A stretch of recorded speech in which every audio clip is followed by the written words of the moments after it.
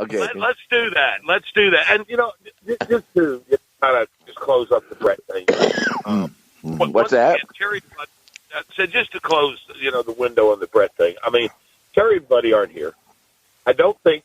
I mean, I know he wouldn't have said that to their face if they were here. So, if you're not going to say something to somebody's face, let's just keep it to yourself. It'd been just as easy to say, I'm a little disappointed in the WWE Hall of Fame. I think people that are in there should have had a career in the WWE, and here's who I think should be in. Bam. And even if he wanted to say, I think they deserve to be in more than the Freebirds, man, I'm fine with that. You start going to the drunks and the pill heads, and a lot of that information is wrong. I told most of these stories on the JBL Legends program, back in March. Andre the Giant never fired us, okay? He probably wanted to. He probably had every reason to, because he had a lot to do with us going to New York, and, we screwed that up. But nonetheless, Andre didn't fire us. We walked out. Vince called me. I went back. Buddy went back. Shots we had. Then on the way to Japan, which was already booked, I called Dave Wolf, and he said, Vince is not going to hire you back. He can't trust you. And that was that. But it was Vince that fired us. It wasn't Andre. That's just, and plus the town Bret's talking about, and we can get them all screwed up because we're all in so many, wasn't Providence. It was Youngstown, Ohio. Well, I didn't hear all that. It didn't matter.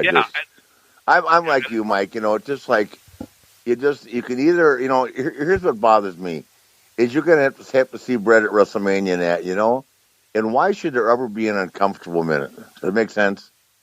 Well, I mean, like Bret and I talk and we corrected things, and I mean, I never said shit about Bret, but he used to crack on me all the time. Okay, so I never paid attention to it because I thought, hell, how do you crack on me? Does that make sense? What have I done? Yeah, well, except go to work every day. Right. But anyway, it's all good.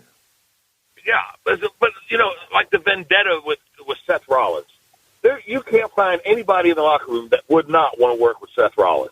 Exactly. Nobody. And ask John Cena what happened with the nose thing. John will tell you it was my fault. Sting had this perennial neck problem that he's of course years of wrestling, and then the thing with Finn Balor.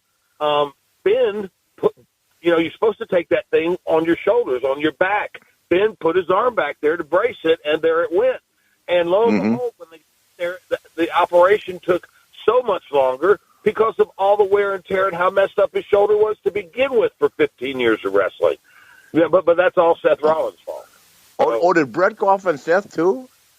Oh my God, yeah. I didn't know that. See, you're bringing. I had no idea. No, that most definitely wasn't Seth's fault. God, he's a tremendous talent.